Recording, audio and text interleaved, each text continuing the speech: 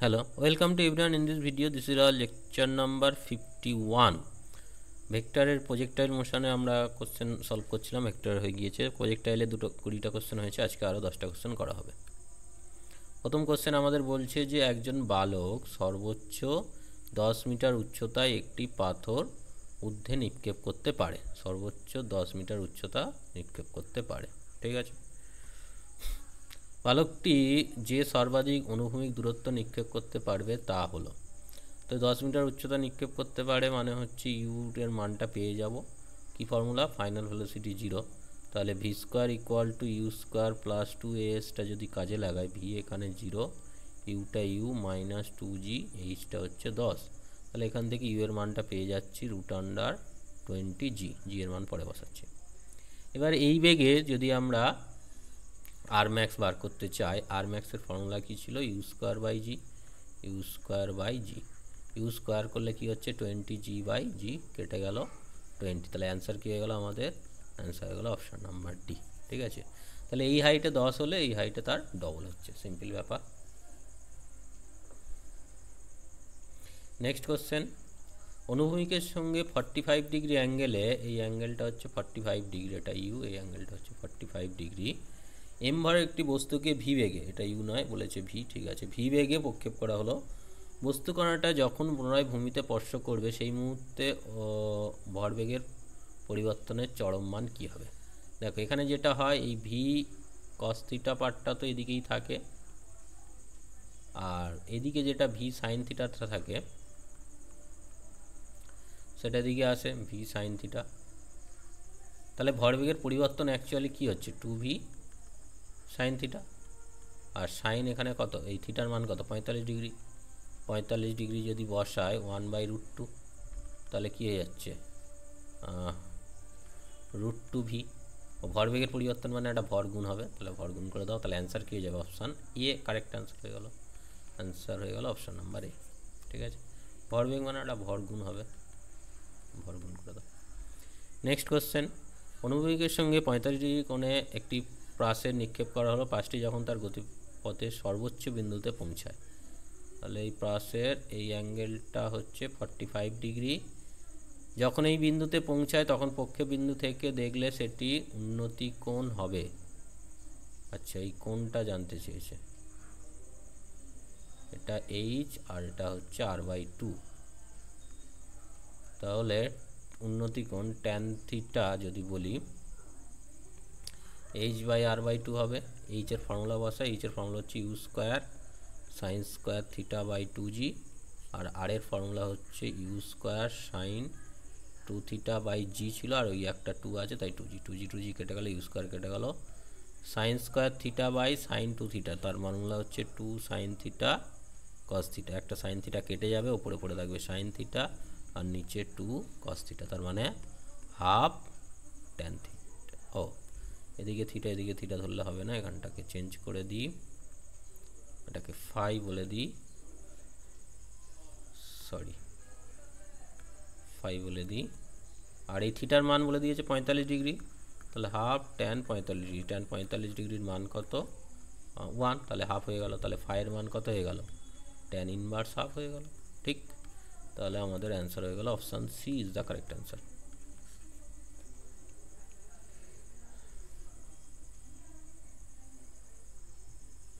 বলছে প্রাসের কোশ্চেনটা মনে হয় ভুল বললাম না কি, দেখি একবার। প্রাসে দেখলে, প্রাসটি যখন গতিপথের সর্বোচ্চ বিন্দু পৌঁছায় তখন প্রক্ষেপ বিন্দু থেকে দেখলে উন্নতি কোণ, হ্যাঁ এই অ্যাঙ্গেলটাই তো জানতে চেয়েছে, তো সেক্ষেত্রে আমাদের h/r/2 হবে এটা, তাই না? আর হচ্ছে, হ্যাঁ ঠিকই তো আছে এখানে, ঠিক আছে, option C is the correct answer. Next question বলছে একটি প্রাসের অনুভূমিক পাল্লা মানে আর, যেটার ফর্মুলা হচ্ছে আমাদের u square sine 2 theta by g, আর সর্বোচ্চ উচ্চতা মানে এইচ, যেটার ফর্মুলা হচ্ছে u square sine square theta by 2g, সমান যদি হয় কোণ কত, দুটো সমান করে দিই, তাহলে u square sine 2 theta by g equal to হয়ে যাচ্ছে u square sine square theta by 2g। U square কেটে যাবে, জি কেটে যাবে, সাইন 2 থিটার ফর্মুলা বসাই 2 সাইন থিটা কস থিটা, আর এখানে কত হচ্ছে হাফ সাইন স্কোয়ার থিটা। এটা হয়ে গেল 4, সাইন থিটা একটা কেটে গেল, cos theta equal to sine theta, তাহলে 4 equal to sine by cos tan theta, তাহলে থিটা কত হয়ে গেল ট্যান ইনভার্স 4। অ্যান্সার হয়ে গেল অপশান এ। ঠিক আছে, option A is the correct answer. Next, প্রদর্শিত চিত্রে প্রাথমিক অবস্থায় এ বিন্দুতে আমাদের বলেছে 2i cap plus 3j cap, মানে এই দিকে হবে 2i ক্যাপ কম্পোনেন্ট, এদিকে হবে 3j ক্যাপ কম্পোনেন্ট। বি বিন্দুতে যখন যায় আই ক্যাপটা তো চেঞ্জ হয় না, আর এটা হয়ে যায় -3j ক্যাপ, তাহলে 2i cap minus 3j cap, 2i cap minus 3j cap, option C is the correct answer. Next question বলছে ভূপৃষ্ঠ থেকে প্রাসের অনুভূমিকের সাথে থিটা কোণ করে এত বেগে নিক্ষেপ করা হলো, তাহলে এই ভেলোসিটিটা হচ্ছে 5 মিটার পার সেকেন্ড, আর এই অ্যাঙ্গেলটা হচ্ছে থিটা। অপর একটি প্রাসের ক্ষেত্রে এত বেগে একটি গ্রহ থেকে এত বেগে একই কোণে প্রক্ষেপ করা হলো, আর একটাতে ওরকম 3 মিটার পার সেকেন্ড, কোণটা একই আছে, থিটাতে প্রক্ষেপ করা হলো। এই প্রাসটি পৃথিবীর থেকে প্রক্ষিপ্ত প্রাসের গতিবেগের অনুরূপে গতিপথে থাকলে ওই গ্রহে অভিকর্ষ ত্বরণের মান কত হবে? ওই গ্রহে অভিকর্ষ ত্বরণের মান কত হবে সেটা জানতে চেয়েছে। একই রকম যদি থাকে, রেঞ্জটা যদি সমান করি, রেঞ্জের ফর্মুলা আমাদের ছিল u² sin 2θ/g, তাহলে দুটো রেঞ্জ যদি সমান করি, একটা হচ্ছে 5a², আর অ্যাঙ্গেলটা একই বলেছে, অপরের পাশে একটি গ্রহ থেকে একই কোণে বলেছে, আর অ্যাঙ্গেলটা তাহলে এখানে একই হয়ে গেল, এখানে জি হচ্ছে, আর ওই গ্রহতে আমরা ওটা জি প্রাইম ধরে নেব, ওটাকে জি প্রাইম ধরে নিলাম, তাহলে জি প্রাইমের মান কী করে বেরোবে 3/5 এর হোল স্কোয়ার ইন্টু জি, তার মানে আমরা এখানে জি এর মান 9.8 যদি বসিয়ে ক্যালকুলেটারে বসিয়ে দিই, কত আসছে একবার দেখি। এখানে ব্র্যাকেটে হচ্ছে 3/5 তার হোল স্কোয়ার আছে ইন্টু জি হচ্ছে 9.8, এটা বসালে দাঁড়াচ্ছে 3.528, তাহলে অ্যান্সার হয়ে গেল option D. Option D is the correct answer. ঠিক আছে, নেক্সট কোশ্চেনে যাই। একটি বস্তুকে ইউ মিটার পার সেকেন্ড বেগে পৃথিবী পৃষ্ঠ থেকে বিটা কোণে ছোড়া হলো, তাহলে একই বিটা কোণে ছোড়া হলো, এটা হচ্ছে আমাদের ইউ মিটার পার সেকেন্ড, আর এই অ্যাঙ্গেলটা হচ্ছে বিটা। বলছে সর্বোচ্চ বিন্দুতে গতিশক্তি হবে, সর্বোচ্চ বিন্দুতে এই বেগটা কত হয়? বেগটা হয় ইউ কস বিটা, তাহলে গতিশক্তি কী হবে? কাইনেটিক এনার্জি গতিশক্তি হবে হাফ এম ভি স্কোয়ার, তাহলে হাফ এম হচ্ছে এম ধরা হলো, আর ভি হচ্ছে ইউ কস বিটা তার হোল স্কোয়ার, এটা ইকে 1। এবার বলেছে প্রারম্ভিকে কাইনেটিক এনার্জি কত হবে? সেখানে টোটাল বেগটাই ছিল, তাহলে হাফ এম ইউ স্কোয়ার হবে, তার 3/4 অংশ বলেছে, তাহলে ইকে 1 হচ্ছে 3/4 অফ ইকে 2, তার মানে half m u square cos square beta equals to half m 3/4 আছে, পরে লিখে দিচ্ছি 3/4। হাফ এম ইউ স্কোয়ার কেটে গেল, তাহলে কস স্কোয়ার বিটা ইকুয়ালস টু 3/4, তাহলে কস বিটা ইকুয়ালস টু √3/2, মানে কস 30 ডিগ্রির মান, তাহলে অ্যান্সার কী হয়ে যাবে?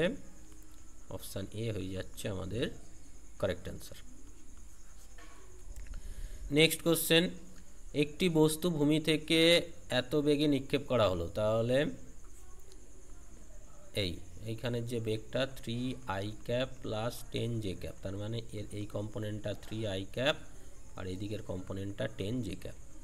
বলছে বস্তুটির সর্বাধিক উচ্চতা আর প্রক্ষেপ সীমা কত হবে, সর্বাধিক উচ্চতা কত হবে আর প্রক্ষেপ সীমা কত হবে জানতে চেয়েছে। তো এই উচ্চতার জন্য দায়ী তো এই বেগটা 10j ক্যাপটা, তাহলে সর্বাধিক উচ্চতা মানে এই বরাবর যদি দেখি, স্টার্টিংয়ে যদি 10 হয় আর এখানে যদি 0 হয়, তাহলে v square equal to u square plus 2এসটা কাজে লাগাই, ভিটা 0 আর ইউটা হচ্ছে 10 মাইনাস 2জি, জিটা 10 ধরতে বলেছে এইচ, তাহলে এইচের মান আমরা পেয়ে যাচ্ছি 100/20, দ্যাট ইজ 5, তাহলে অপশানে 5 একটাই আছে, করে দিতে পারি অপশানে।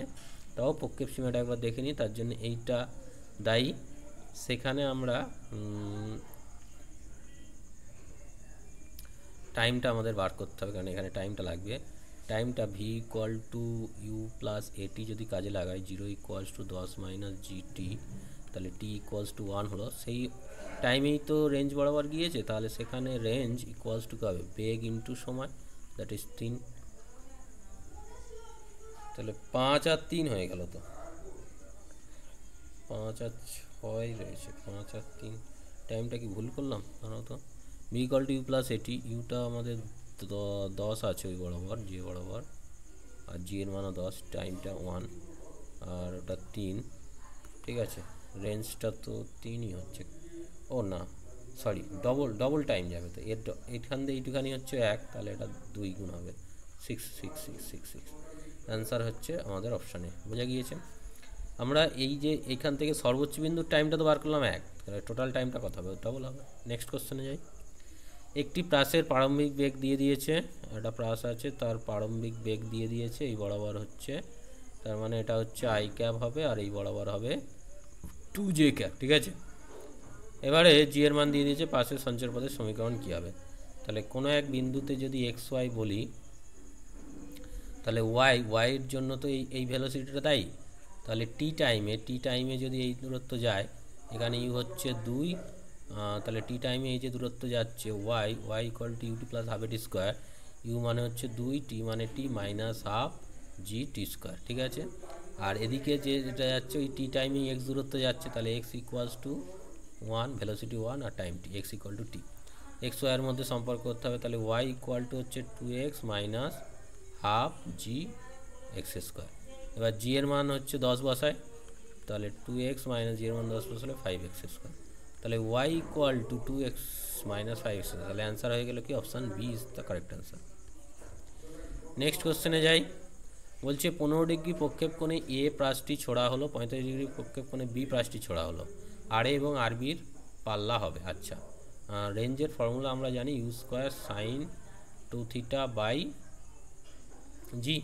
তাহলে আর এ যদি করি 15 ডিগ্রি, তার মানে u square sine 30 degree by g. Sine 30 ডিগ্রির মান কত, সাইন 30 ডিগ্রির মান হাফ, তাহলে এটা আর এ হয়ে গেল। আর বি যদি বার করি, তাহলে ওখানে থিটার জায়গায় হচ্ছে 45 ডিগ্রি, তার মানে ইউ স্কোয়ার সাইন 45 দুগুণে 90 ডিগ্রি বাই জি, তার মানে কত হচ্ছে ইউ স্কোয়ার বাই জি। তাহলে এখানে আমরা যদি একটা 2 গুণ করে ইউ স্কোয়ার বাই 2g লিখি, তাহলে এখানে লিখতে পারি 2 অফ আর এ, তাহলে আর বি ইকুয়ালস টু হয়ে যাচ্ছে 2 অফ আর এ, তাহলে আর এর ডবল।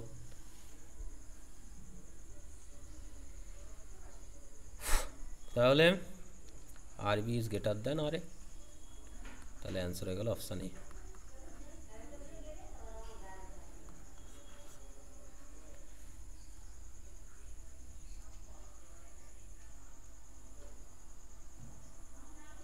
আচ্ছা, ইউ দুটো সমান ধরলাম কি করে, এখানে একটা কনফিউশন হয়ে গেল। দাঁড়া, ইউ দুটো তো সমান ধরেছি, ইউ দুটো তো সমান নাও হতে পারে, তাহলে এটা ইউ এ আর এটা যদি ইউ বি বলি, তাহলে তো কাটছে না, তাহলে এটা বলা যাবে না, তাহলে অ্যান্সার হয়ে যাবে অপশান ডি, ঠিক আছে। কেননা ওদের বেগ সমান সেটা তো বলেনি, শুধু অ্যাঙ্গেল দুটো দিয়েছে, অ্যাঙ্গেল দুটো দিয়ে তো যে কোনো খুশিই হতে পারে, কেননা ওদের বেগ সমান কিনা বলেনি, ঠিক। তাহলে অপশান ডি ওখানে কারেক্ট অ্যান্সার হবে। তো পরের এতে আমরা আর 13টা কোশ্চেন বাকি আছে, করে ফেলবো, তারপর আমরা ছায়াপ্রকাশের বইটি থেকে করবো, ঠিক আছে। So that's it, thank you.